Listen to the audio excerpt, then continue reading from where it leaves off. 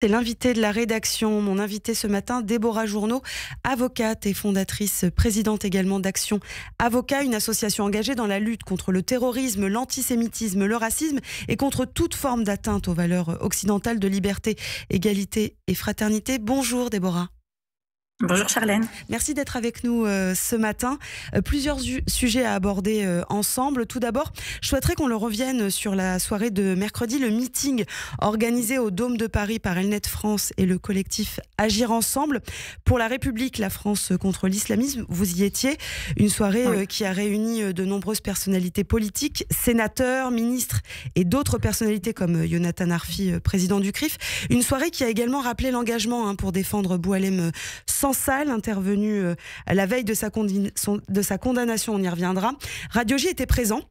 Et l'un des moments forts de la soirée a été le discours de Mickaëlle Paty, la sœur de Samuel Paty, assassinée en octobre 2020 par un terroriste islamiste. Un témoignage bouleversant. Vous, Déborah, c'est ce discours qui vous a particulièrement marqué cette soirée ? C'est intéressant que vous me posiez cette question parce que je me suis dit, si jamais on me demande ce que j'ai retenu de cette soirée, bien, effectivement, j'aurais répondu le discours de Samuel Paty, qui a tout simplement retracé l'histoire de son frère, Samuel, qui était donc un professeur d'histoire-géographie, qui, contrairement à ce qui a pu être dit, n'est pas venu présenter ses caricatures de Charlie Hebdo parce que c'est sorti de son chapeau, mais tout simplement parce que c'était au programme et que l'Éducation nationale suggérait de les montrer. Elle nous a rappelé que Samuel Paty avait fait preuve vraiment de délicatesse à l'égard des étudiants, enfin des élèves qui étaient dans sa classe, en leur suggérant, si jamais ils pensaient que ça pouvait les heurter, qu'ils pouvaient sortir de la classe.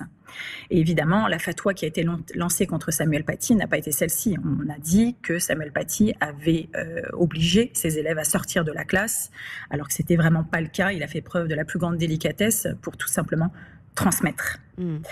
Et on connaît la suite, la fatwa qui a été lancée sur les réseaux et son assassinat par un islamiste qui a été finalement monté contre Samuel Paty, qui ne le connaissait pas, qui a été monté notamment par le père, d'une des jeunes filles qui n'était même pas présente. Ce qui est incroyable, c'est que l'affaire de Samuel Paty, moi j'ai lu le livre de Mickaëlle Paty et l'affaire Samuel Paty, c'est un tissu de mensonges pour en arriver à la décapitation.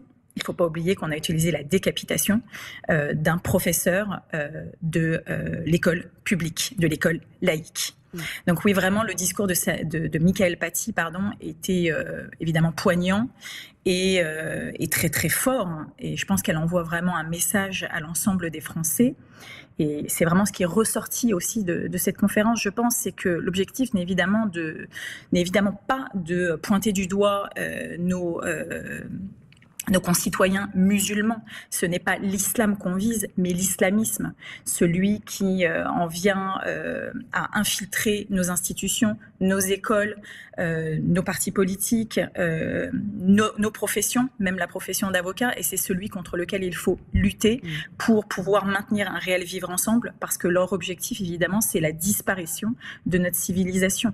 Et le vivre ensemble, c'est que chacun puisse vivre sa religion librement chez lui, qu'on soit juif, chrétien, musulman, bouddhiste ou même athée tout simplement.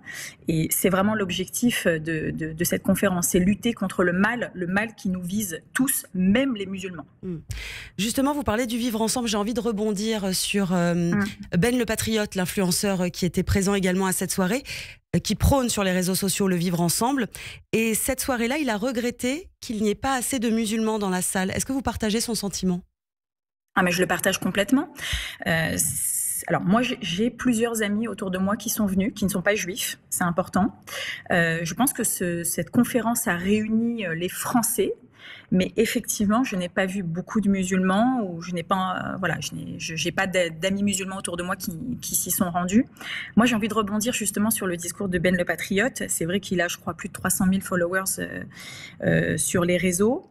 Et je m'interroge pourquoi lui-même il n'arrive pas finalement à avoir une sorte de garde autour de lui, réunir lui-même une dizaine, une quinzaine de fidèles qui viendraient porter la même voix que lui. Voilà, c'est un message que j'envoie, puisqu'il est dans les quartiers. Pourquoi il n'a pas lui-même et pourquoi lui-même n'est pas venu justement avec des soutiens? Une question qu'on pourra lui poser peut-être sur Radio J. Alors jeudi, au lendemain, on a appris évidemment que l'écrivain franco-algérien Boualem Sansal a été condamné par le tribunal correctionnel d'Alger à 5 ans de prison et 500 000 dinars, donc 3 500 € environ, contre les 10 ans requis par le procureur, notamment pour atteinte à l'unité nationale.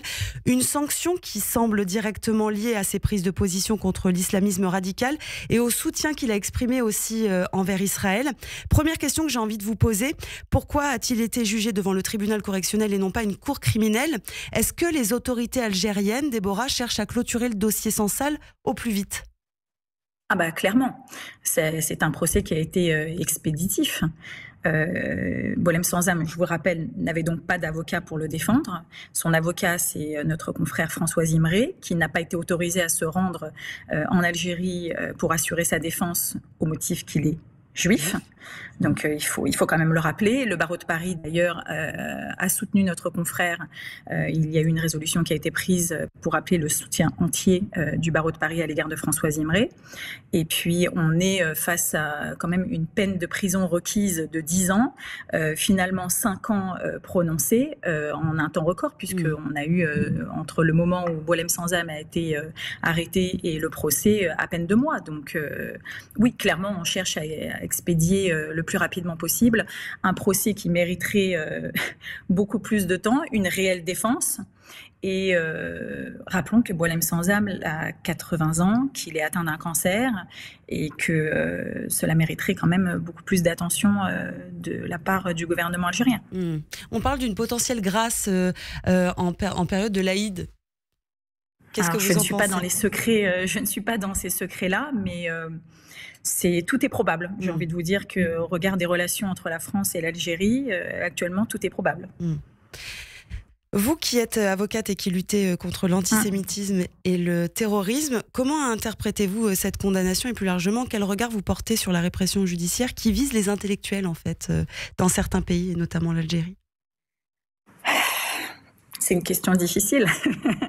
Je pense qu'on est simplement dans une rhétorique politique de sanctions. Voilà, le délit d'opinion n'existe pas en France. Boualem Sansal est venu exprimer une simple opinion. Il se trouve qu'en plus c'est un intellectuel. Rappelons qu'il a obtenu la nationalité française quelques mois avant son arrestation. Voilà, moi j'y vois malheureusement uniquement une perversion politique et une pression finalement à l'égard du gouvernement français. Voilà, je pense qu'il est un bouc émissaire tout simplement. Autre intervention marquante, la prise de parole très forte, notamment du ministre de l'Intérieur Bruno Retailleau, qui a pointé du doigt la France insoumise, l'accusant de banaliser l'antisémitisme. Une déclaration qui a fait réagir ensuite. Comment vous l'interprétez, vous ? Alors, je pense que nos politiques et nos gouvernants osent désormais pointer du doigt le réel problème que nous avons aujourd'hui en France, c'est-à-dire cette extrême gauche qui fait monter la mayonnaise par simple électoralisme évidemment, et c'est également l'objet du discours d'Aurore Bergé, puisque je sais que nous allons en parler ce matin. On pointe du doigt la problématique que nous avons aujourd'hui dans la montée de l'antisémitisme en France. Il y a évidemment l'islamisme, mais il y a également l'extrême gauche qui, sous couvert de défense du racisme, fait monter l'antisémitisme en stigmatisant l'État d'Israël, en mettant donc finalement une cible dans le dos de tous les Juifs de France qui forcément ont une attache avec l'État d'Israël. Justement, revenons aussi sur le discours d'Aurore Bergé un peu plus tôt à l'Assemblée nationale. Elle a pointé directement du doigt, elle a dénoncé ce qu'elle appelle une ambiguïté persistante de certains députés insoumis sur l'antisémitisme. Elle a dit que ça tenait aujourd'hui en 3 lettres, LFI. Vous analysez comment cette prise de position d'Aurore Bergé ? Je pense qu'aujourd'hui, comme je vous le disais, on ose dire les choses. Aujourd'hui, on a, depuis le 7 octobre 2023, 1570 actes antisémites. Les Juifs représentent 62% des actes antireligieux pour une population qui représente moins d'1% de la population française. Et LFI entretient au quotidien, au travers de Rima Hassan, de Mathilde Panot, de Ercilia Soudé. Dernièrement, les affiches ont été retirées. Voilà, Jean-Luc Mélenchon, avec notamment l'affiche de Cyril Hanouna. Rappelons qu'on a quand même repris les codes des années 30 sur l'antisémitisme, justement. Donc, tout ceci crée un antisémitisme d'ambiance. Ils sont toujours sur la ligne pour ne pas être condamnés, évidemment.